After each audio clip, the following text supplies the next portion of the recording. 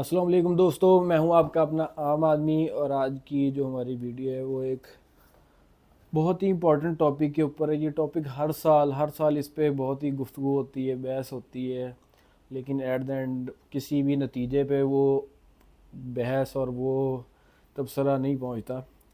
ہم بھی اس کو کسی نتیجے پر تو نہیں پہنچائیں گے، لیکن کچھ فیکٹس پہ ہم بات کریں گے، یہ جو ہر سال اس پہ بات ہوتی ہے۔ دراصل بات یہ ہے کہ محرم الحرام کا جو ہمارا مہینہ ہے وہ شروع ہو گیا ہے، اور ہر دفعہ اس پہ بڑی ڈیبیٹ ہوتی ہے، شیعہ ورسز سنی کون ٹھیک ہے، کون غلط ہے، کون ٹھیک ہے، کون غلط ہے۔ اس پہ ہم بڑی ہی پوائنٹ جو فیکٹس ہیں وہ ہم صرف آپ کو بتائیں گے، اور آپ نے خود اندازہ لگانا ہے کون صحیح ہے اور کون غلط ہے۔ پہلے تو یہ کہ شیعہ حضرات، سب سے پہلی بات یہ کہ وہ ہمارے مسلمان بھائی ہیں۔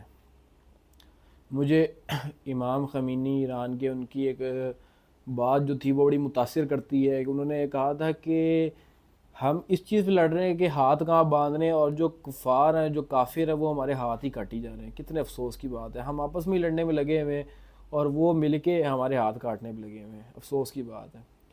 پھر شیعہ حضرات سے سب سے پہلا تو جو میرا ان سے گلہ ہے وہ یہ ہے کہ وہ جو یا علی مدد کہتے ہیں، یا علی مدد میرے حساب سے ایک شرکیہ کلمات ہیں۔ یہ مدد جو ہے وہ ہم صرف اللہ کی ذات سے مانگ سکتے ہیں، اور کسی بھی ذات سے نہیں مانگ سکتے۔ ہمارے لیے تو جو سب سے عظیم ترین انسان دنیا میں آیا، اور اس کے بعد کوئی اس کے برابر دور دور تک بھی نہیں ہے، اس کی پیروں کی خاک کے برابر بھی نہیں ہے، وہ ہمارے پیارے نبی کریم صلی اللہ علیہ وسلم ہے۔ ہم تو ان سے بھی دعا نہیں مانگ سکتے، ہم تو ان سے بھی مدد نہیں مانگ سکتے، ہم نے دعا مانگنی ہے صرف اللہ کی ذات سے۔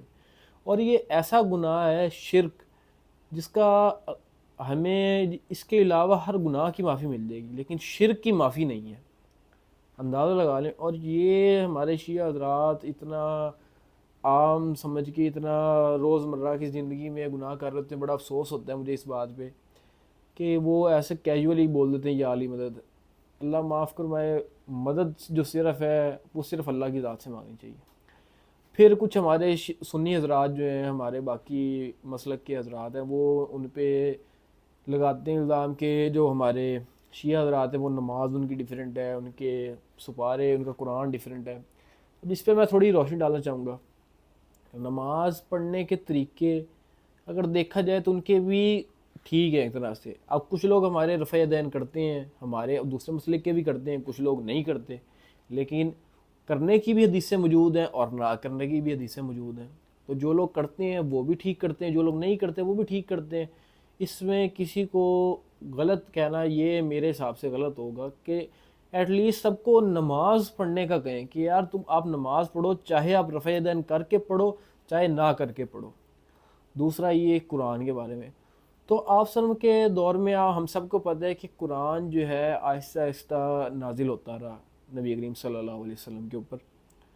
بعد میں یہ قرآن کو جو سپاروں کے حساب سے ارینج کیا گیا تھا، یہ بعد میں کیا گیا، آپ سلم کے دور کے بعد، آپ سلم کے وصال کے بعد کیا گیا۔ یہ اس سے پہلے نہیں، اس سے پہلے سپارے نہیں تھے، بعد میں قرآن کو یکجا کیا گیا، اس کو محفوظ کیا گیا۔ تو شیعہ حضرات کے اگر ارینجمنٹ میں کوئی تبدیلی وغیرہ ہے تو کوئی غلط نہیں ہے۔ اور تیسرا یہ کہ جو ہمارا پہلا کلمہ ہے، کلمہ طیب جسے ہم کہتے ہیں، لا الہ الا اللہ محمد رسول اللہ، اگر ہم غور کریں تو یہ کلمہ ہمارا پورا اکٹھا لا الہ الا اللہ محمد رسول اللہ، یہ ہم دیکھیں تو قرآن میں بھی کہیں پہ موجود نہیں ہے۔ یہ دراصل دو کو جوڑ کے بنایا ہوا ہے، لا الہ الا اللہ محمد رسول اللہ۔ انکار نہیں کرتا، الحمدللہ مسلمان ہیں، اس کا ہی ہم گواہی دیتے ہیں کہ اللہ ایک ہے، اور نبی کریم صلی اللہ علیہ وسلم ان کے آخری نبی ہیں، نبی کریم رسول اللہ صلی اللہ علیہ وسلم ہیں۔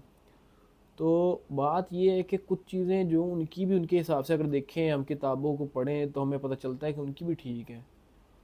تو اور دوسرا جو ہمیں شیعہ حضرات سے ہمارا گلہ ہے وہ یہ ہے کہ وہ جو ماتم میں جس طرح وہ صرف ان کو نہیں ہم غلط کہہ رہے، اگر شیعہ حضرات غلط کر رہے ہیں ماتم میں کہ وہ جو چھریاں وغیرہ کے استعمال کرتے ہیں وہ غلط کرتے ہیں، ظاہر سی بات ہے، اپنے آپ کو تکلیف دینا گناہ ہے، آپ نے منع فرمایا ہے۔ اسی طرح ہم دیکھیں اگر ہمارے باقی مسلک کے ہیں سنی حضرات، تو وہ ان کو دیکھ لیں تو وہ بھی غلطیاں کر رہے ہیں.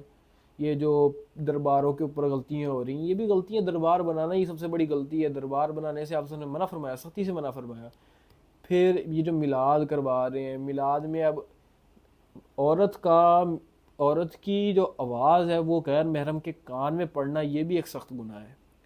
اب عورتیں ٹی وی پہ بیٹھ کے ہمارے نعتیں پڑھ رہی ہیں، دوپٹہ سر پہ برائے نام ہے. کیا ہو رہا ہے یہ؟ نعتیں اگر گھروں میں بھی پڑھ رہی تو اتنا اونچا اونچا پورا ایک مجمع لگا ہوا ہے، باہر تک آوازیں آ رہی ہیں. آپ خود اندازہ لگائیں، ذرا اس چیز پہ غور فرمائیں کہ غلطیاں دونوں طرف ہی ہیں. ہماری طرف بھی غلطیاں ان کی طرف بھی ہیں. ہم کسی کو کافر نہیں کہہ سکتے.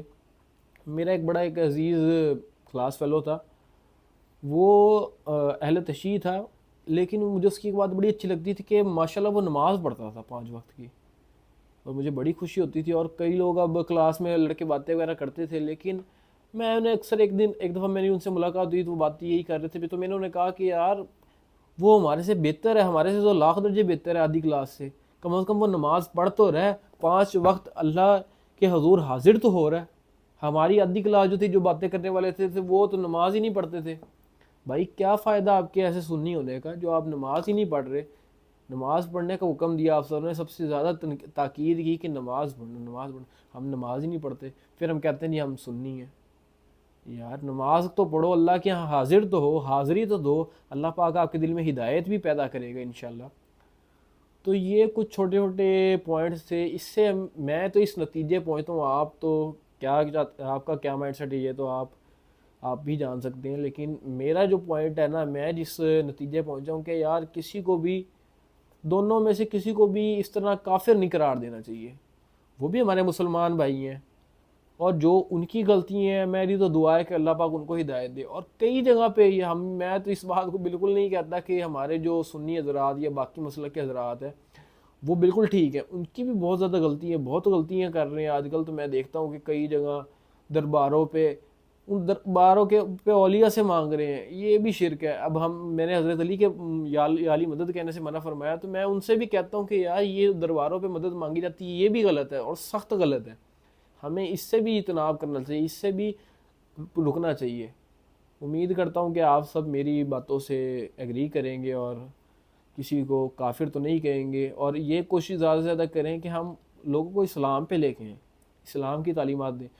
لوگوں کو ہم کہیں کہ یار مسلمان ہو جو، نماز پڑھو. چاہے آپ اہل تشیع کی طرح نماز پڑھو یا آپ نماز پڑھو دوسرے مسلک کی طرح. ہاں ایک بات ہے اہل تشیع کی، وہ مجھے، اور وہ بھی ضروری نہیں کہ یار سارے لوگ نہیں کرتے، سارے اہل تشیع نہیں کرتے. کچھ چیزیں ایسی ہیں کہ جو تمام شیعہ حضرات نہیں کرتے، وہ کچھ شیعہ حضرات کرتے ہیں. جس طرح ایک پتھر رکھ کے نماز پڑھنا، وہ جو ہے، اب میں نے جو کئی پڑھے لکھے لوگ ہیں، ہمارے ایک ٹیچر تھے، بڑے ہمارے اچھے ٹیچر تھے سر عمران حکمی صاحب ماشاءاللہ سے. وہ بھی شیعہ تھے، لیکن وہ اس طرح سے یہ چھریاں وغیرہ یہ کام نہیں کرتے تھے. وہ ایسے کرتے تھے، بس ایسے. ہاں ٹھیک ہے، دکھ ہے، افسوس ہے، ہمیں بھی ہے، لیکن اپنے آپ کو تکلیف پہنچانا یہ غلط ہے. پھر دوسرا، جو پتھر رکھ کے نماز پڑھتے ہیں، یہ شیعہ حضرات غلط کرتے ہیں. اور یہ بھی سارے نہیں کرتے، جو پڑھے لکھے سمجھدار لوگ ہیں وہ یہ نہیں کرتے. اسی طرح کافی غلطیاں ہمارے سنی حضرات کرتے ہیں. امید کروں گا کہ ہم سب یہ جو غلطی ہیں ہم ان سے اجتناب کریں گے، اور اللہ پاک ہم سب کو ہدایت دے. اور کسی کو بھی کافر نہ کہیں، کوشش کریں سب کے لیے دعا کریں، کسی کو برا نہ کہیں، سب کے لیے ہدایت کی دعا کریں. اور کوشش کریں زیادہ سے زیادہ لوگوں کو ہم اسلام کی طرف لے کے آئیں. چاہے وہ شیعہ مسلک کو فالو کرے یا سنی یا بریلوی یا دیوبندی، نماز پڑھے، 5 وقت اللہ کی حاضر ہو، قرآن پڑھے. قرآن جو ہے، قرآن ہمارا بیسک ہے. قرآن جب کوئی پڑھے گا نا تو وہ بھٹکے گا نہیں. قرآن کو پڑھیں اور قرآن کو ترجمے سے پڑھیں، تاکہ ہمیں سمجھ آئے کہ قرآن کے اندر ہمیں کیا باتیں تنقید کی جا رہی ہیں اور کن چیزوں کی تاکید کی جا رہی ہے. امید کروں گا کہ آپ کو ویڈیو پسند آئی ہوگی. انشاءاللہ ملاقات ہوگی اگلے بلاگ میں. اللہ حافظ.